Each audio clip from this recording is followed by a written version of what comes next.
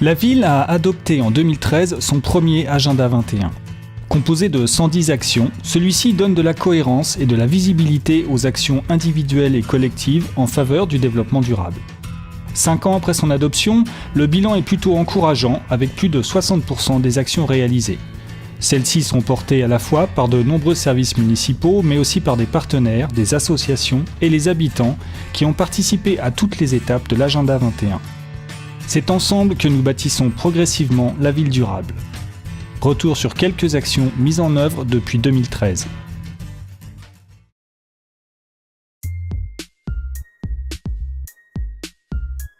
Concernant le patrimoine bâti, 2 priorités sont développées.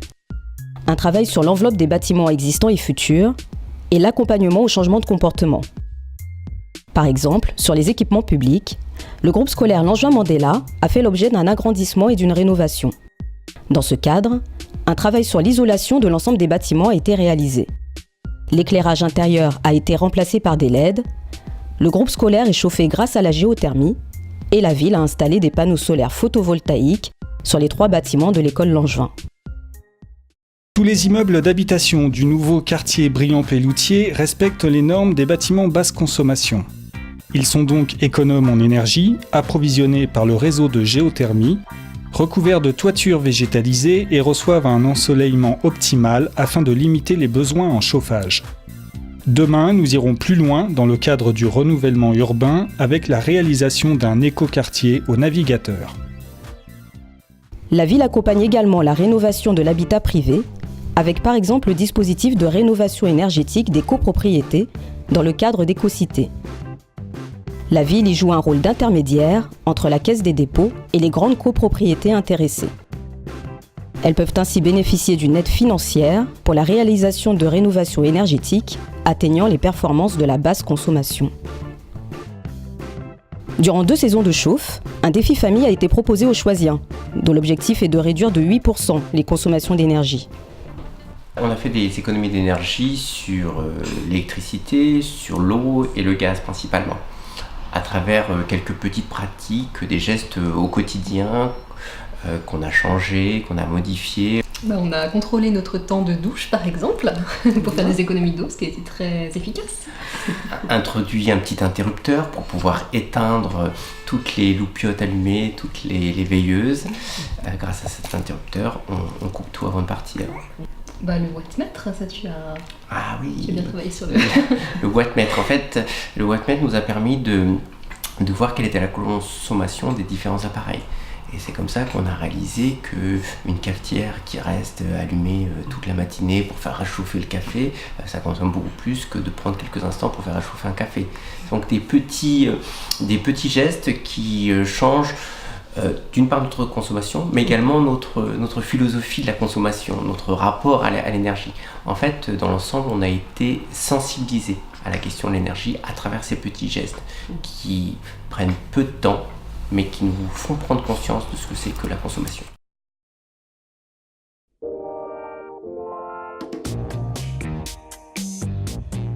La nature en ville est omniprésente à Choisy-le-Roi, du pied d'arbre jusqu'au parc. Support à la biodiversité, elle sert également de lieu de détente et récréatif et permet de nombreuses rencontres. Sur les espaces verts, Choisy-le-Roi a mis en place la gestion différenciée, qui consiste à adapter l'entretien en fonction de la nature, la situation et l'usage de ces espaces. Cela s'appuie également sur la mise en place de solutions alternatives aux techniques de désherbage chimique, le zéro phyto. Cette action, qui préserve les nappes phréatiques, profite aussi à la faune. Ainsi, de nombreux ruchers se sont installés sur la commune. La gestion de certains espaces verts sur la ville est confiée à des entreprises d'insertion par l'économie, comme l'entreprise HEP sur le quartier des Navigateurs. Des noues paysagères sont aménagées dans les nouveaux quartiers. Ces espaces plantés permettent également une meilleure gestion des eaux pluviales, notamment en cas d'orage. La Darse est en cours de requalification pour devenir une coulée verte et bleue entre le parc interdépartemental et la Seine. Enfin, chacun est invité à végétaliser la ville en rejoignant un des jardins partagés ou en déposant un permis de végétaliser. Je suis ergothérapeute. pour l'hôpital Paul Guiraud, Villejuif, et je travaille à la fois à l'hôpital et à la fois sur une structure extra-hospitalière qui est le CATTP à Choisy-le-Roi, donc auprès d'un public de personnes adultes. Comme je suis choisienne, en fait, j'ai vu que sur le site de la ville, il y avait la possibilité d'avoir un permis de végétaliser. J'en ai parlé aux patients qui étaient intéressés. Donc on a construit notre premier bac en palette. On s'est rabattu sur le quai parce que les trottoirs ici sont bien larges, sont bien exposés. On les voit de nos fenêtres, donc c'est pas mal. En termes de proximité, c'est ce qu'il y avait de mieux. La démarche, elle était thérapeutique dans le sens où c'est des gens qu'il faut mobiliser, qu'il faut stimuler. Donc faire quelque chose, c'est toujours porteur de toute façon, mais quand ça a un sens, c'est encore mieux. Donc ça prend sens pour certains, effectivement, parce que chez eux, ils jardinent pas. Pour la plupart, ils ont des appartements.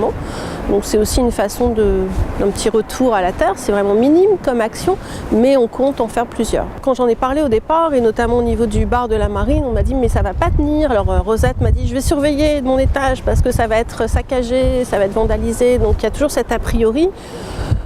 Mais bon, pour le moment, à part effectivement 2 plantes qui ont été volées, je pense qu'il faut tenir de toute façon et que ça ne peut que égayer un peu notre environnement, tout simplement.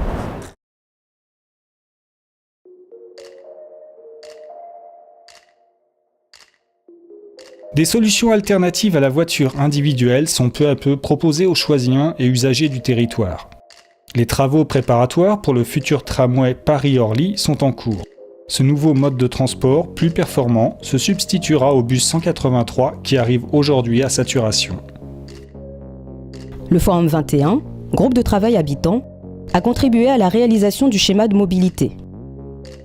Ce schéma reprend les projets structurants, comme l'Eurovéloroute ou la passerelle cyclable, et les complète avec un maillage plus fin des différents quartiers. Il est aujourd'hui mis en œuvre aux gondoles en lien avec les conseils de quartier. Objectif : apaiser l'espace public, faciliter les déplacements et réduire la pollution en accordant une place plus importante aux piétons et aux cyclistes. D'ores et déjà, de nombreux arceaux vélos sont disponibles à proximité des transports en commun, ainsi qu'une station vélo sur la nouvelle esplanade du port. Les agents municipaux ne sont pas en reste. La ville a adopté son plan de déplacement qui encourage l'usage des vélos et des transports en commun. La médiathèque s'est dotée par exemple d'un triporteur. Alors c'est le triporteur de la médiathèque, donc qu'on a depuis quelques temps.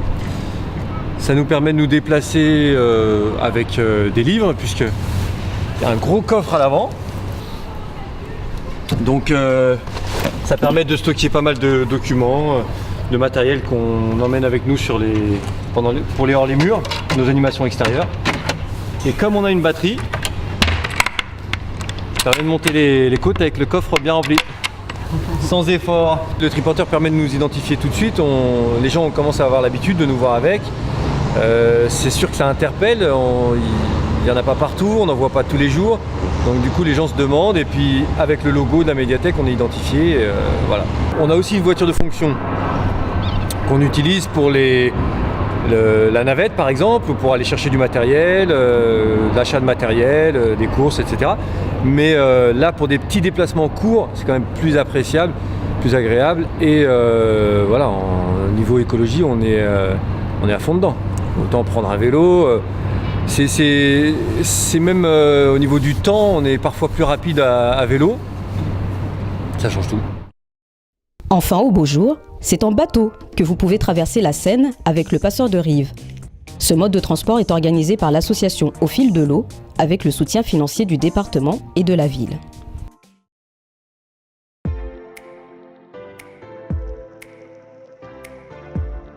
La réduction de notre empreinte écologique se fera aussi en changeant nos modes de consommation. Qu'est-ce que vous avez acheté de bon ? Alors, donc moi, d'habitude, des œufs. Des œufs, j'ai pris un petit panier, puisque je cuisine pas tant que ça, et j'ai rajouté des carottes et de la confiture. Vous venez régulièrement, c'est ça ? Régulièrement, oui, parce que tout ce qui est circuit court m'intéresse en fait. Tout ce qui est consommation responsable, donc consommer autrement pour aider nos petits agriculteurs. Donc, tout ce qui est consommation responsable m'intéresse. Donc je pense que c'est beaucoup mieux pour notre économie de venir consommer ici, quoi. Si Valbio est présent sur le parvis de la gare tous les mardis, ce n'est pas la seule possibilité offerte aux choisiens. On retrouve par exemple les paniers de la gare et des AMAP. La consommation durable passe également par le recyclage des déchets et la réduction de leur volume. C'est pourquoi la ville mène un travail pour réduire le gaspillage alimentaire dans les cantines. Les enfants des groupes scolaires Langevin et Mandela ont pesé durant une semaine tous les aliments jetés en sortie d'assiette. Les résultats ont permis d'élaborer un plan d'action qui sera progressivement mis en œuvre. Cette opération sera généralisée dans les différents établissements scolaires de la ville. Les particuliers, quant à eux, peuvent apporter leurs déchets à la déchetterie intercommunale et ainsi permettre leur valorisation. Cette nouvelle déchetterie intercommunale propose des horaires plus élargis et adaptés au quotidien de chacun. Que de chemin parcouru. Et pourtant, les enjeux, les besoins pour aujourd'hui et demain restent importants. Alors ne nous arrêtons pas là. Chacun peut œuvrer pour une ville durable et c'est ensemble que nous construirons le plan d'action de l'Agenda 21, acte 2.